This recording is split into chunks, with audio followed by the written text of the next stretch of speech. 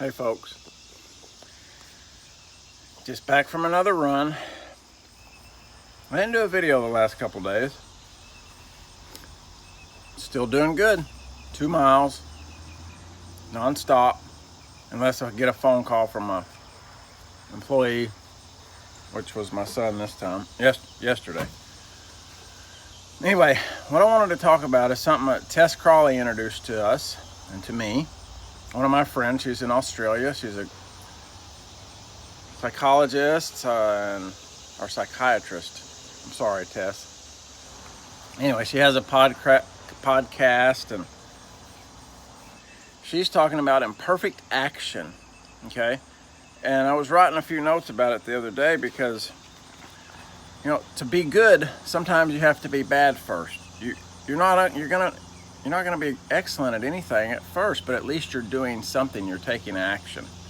Just like my running. When I first started, I could barely run to the top of the hill.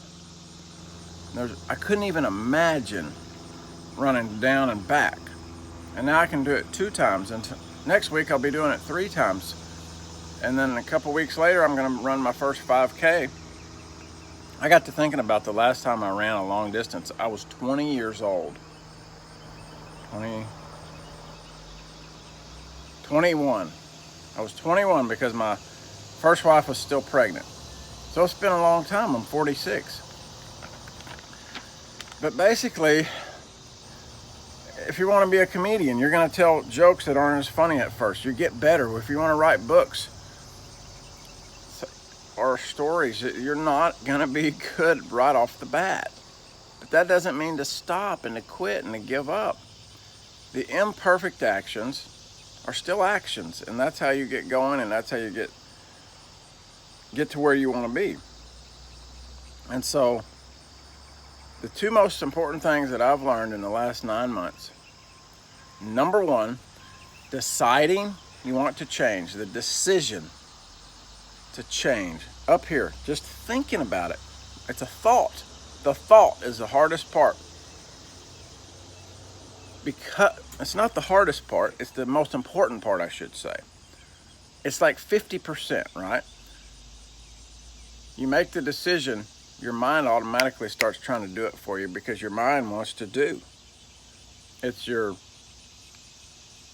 whenever your body starts feeling the pain that your mind tries to give it a break, because your mind also wants to let you have a life that feels good, you know, that's not in pain, that's not hungry. We don't ever want to be uncomfortable at all. So I've done a video about that, about being comfortable. We think we have to be comfortable, but we don't. If we can learn to make the decision, learn to accept the uncomfy and deal with it temporarily. That's how I deal with work sometimes. If I'm having a really bad day, I just tell myself, I can do anything for 8 hours. Or I can do anything for 1 hour. Whatever the task at hand is, just tell yourself that. And you can do so much more than you can ever imagine. And I'm not a shining example yet in physical fitness. No way. But I'm getting there. And I just wanted to let you all know you can do it too. We all can. We just have to make the decision, believe in it, and don't fucking stop just because you're sore or because it hurts or because it's uncomfortable. Get up off the couch. I was just riding bikes last night with my daughter. I was like, isn't it nice? We're out here.